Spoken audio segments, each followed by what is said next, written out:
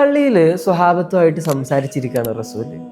അപ്പോഴാണ് ഒരാൾ അവിടേക്ക് കരഞ്ഞുകൊണ്ട് ഓടി വരുന്നത്.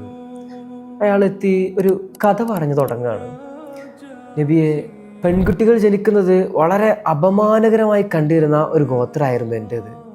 അതുകൊണ്ട് തന്നെ പിറക്കുന്ന എല്ലാ പെൺകുട്ടികളെയും ഞങ്ങൾ ജീവനോടെ കുഴിച്ചു മൂടുകയായിരുന്നു. അങ്ങനെ ഇരിക്കുകയാണ് നബിയെ, എനിക്കൊരു പെൺകുഞ്ഞുണ്ടാവുന്നത്. എനിക്കവൾ വളരെ പ്രിയപ്പെട്ടവരായിരുന്നു. അതുകൊണ്ട് ഞാൻ അവളെ കുഴിച്ചു മൂടുന്നില്ല എന്ന് തീരുമാനിച്ചു. പക്ഷേ ഇതറിഞ്ഞതോടുകൂടെ ആളുകൾ എന്നെ കളിയാക്കാൻ തുടങ്ങി. അവരുടെ അപമാനം സഹിക്കാൻ വയ്യാതായപ്പോഴാണ് ഒരു ദിവസം രാവിലെ ഞാൻ അവളെ ഉറക്കത്തിൽ നിന്ന് വിളിച്ചുണർത്തുന്നത്. കുളിപ്പിച്ച് പുതിയ വസ്ത്രങ്ങളൊക്കെ അണിഞ്ഞ് ഭക്ഷണം കൊടുത്ത് ഞാൻ അവളെയും കൊണ്ട് പുറത്തേക്കിറങ്ങി. ഒരുപാട് ദൂരം നടന്നു. ആളില്ലാത്ത വിജനമായൊരു സ്ഥലത്തെത്തിയപ്പോൾ അവളെ അടുത്ത് നിർത്തി ആ മരുഭൂമിയിൽ ഞാൻ വലിയൊരു കുഴി ഉണ്ടാക്കാൻ തുടങ്ങി. കുടിച്ച് ക്ഷീണിച്ച് ഞാൻ മരുഭൂമിയിൽ ഇങ്ങനെ ഇരിക്കുമ്പോൾ എൻ്റെ പൊന്നുമോള് എൻ്റെ അടുത്തേക്ക് ഓടി വരും.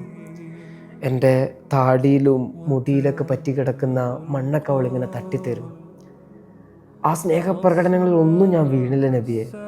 അവളെ ആ വലിയ കുഴിയിലേക്ക് ഞാൻ തള്ളിയിട്ടു. ബാപ്പാ ബാപ്പാ എന്ന് വിളിച്ച് കരയുന്ന അവളുടെ വായിലേക്കാണ് ഞാൻ ആദ്യമായിട്ട് മണ്ണ് കോരിയിട്ടത്. അവളെ ഞാൻ ജീവനോടെ കുഴിച്ചു മൂടി. ഇത്രയും കേട്ടതോടെ പ്രവാചകൻ അവിടെ ഇരുന്നിട്ട് കരഞ്ഞു പോകുന്നുണ്ട്. ആ സമൂഹത്തോടാണ് പ്രവാചകൻ വിളിച്ചു പറയുന്നത്, എൻ്റെ പൊന്നുമോൾ ഫാത്തിമ എൻ്റെ കരളിൻ്റെ കഷ്ണമാണ്.